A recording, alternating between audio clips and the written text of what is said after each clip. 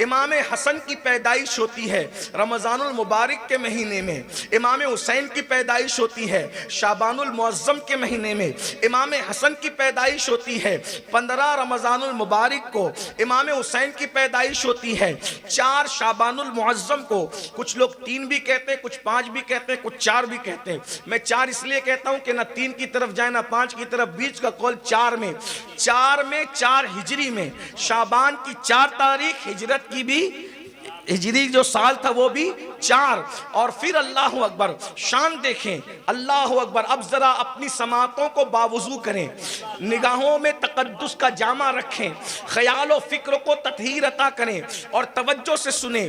جس ماں نے بچے کو جنم دیا وہ ماں کئی دن تک کے نماز پڑھنے روزہ رکھنے کے قابل نہیں ہوتی، لیکن یہ حسنین کی امی ہے۔ ظہر میں امام حسن پیدا ہوتے نماز ظہر کے بعد، اور عصر میں سیدہ فاطمہ مصلی پر کھڑی ہوئی نظر آتی ہے۔ اندازہ کریں کس کا گھر ہے یہ، کون لوگ ہیں یہ لوگ، ان کو کیوں نہیں محسوس کر رہے ہیں، سمجھ رہے ہیں؟ جس کی ماں میں اتنی پوترتا ہو، دور آدم سے لے کر آج کے دور تک چراغ لے کر نہیں، سورج لے کر کے ڈھونڈو، کوئی ایسی خاتون ملے تو لا کر کے بتاؤ، نہیں مل سکے گی۔ یہ بے مثال گھرانہ ہے، اور کیوں نہ ہو، اللہ اکبر، اسی گھرانے کے لیے اللہ نے قرآن میں آیے تطہیر نازل فرمائے ہیں۔ انما یرید اللہ لیذھب عنکم الرجس اہل البیت ویطہرکم تطہیرا۔ اے نبی کی اہل بیت، اللہ تو یہ چاہتا ہے کہ تم سے ہر ناپاکی دور کر دے، ہر نجاست۔ توجہ کر، ماں اتنی پاک،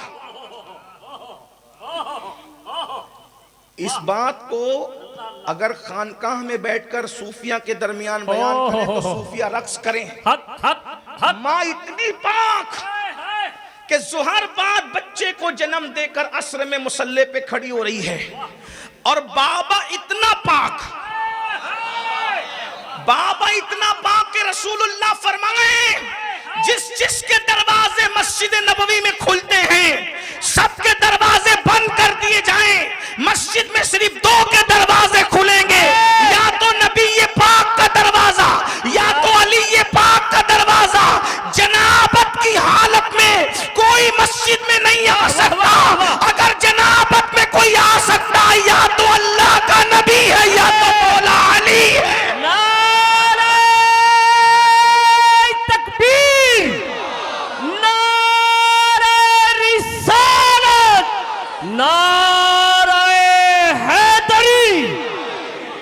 ان کی پاکی کا کوئی اندازہ کر، نہ کسی ولی کو اجازت جنابت میں مسجد میں آنے کی ہے؟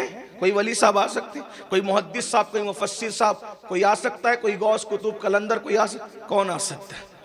یا تو نبی آ سکتے ہیں یا تو ولی۔ کچھ لوگ روتے ہوئے آئے، اس کی یا رسول اللہ، ہمارے دروازے مسجد میں کھلتے تھے، مسجد میں آنے جانے کے لیے آسانی تھی، آپ نے بند کرا دیا۔ حضور ہمارا بند کرا دیا، علی کا کھلا رکھا۔ حضور نے کیا کہا؟ اللہ کی قسم، ہائے توجہ کریں، اللہ کی قسم جس کے قبضہ قدرت میں محمد کی جان ہے، میں نے کسی کا دروازہ نہ بند کیا ہے نہ کسی کا کھلوایا ہے۔ اللہ کا حکم تھا، جس کا بند کرنے کے لیے کہا میں نے بند کرا دیا، جس کا کھولنے کے لیے کہا میں نے کھلوا دیا۔ یعنی یہ میری محبت کا تقاضا نہیں ہے کہ میں علی کا دروازہ کھلوا رہا ہوں، نہیں، یہ اللہ کا حکم ہے، یہ اللہ پاک کا حکم۔ یہ طہارت والا پاکیزہ خان، ان کی پاکی کا خدائے پاک کرتا ہے بیان، آیہ تطہیر سے ظاہر ہے شان اہل بیت۔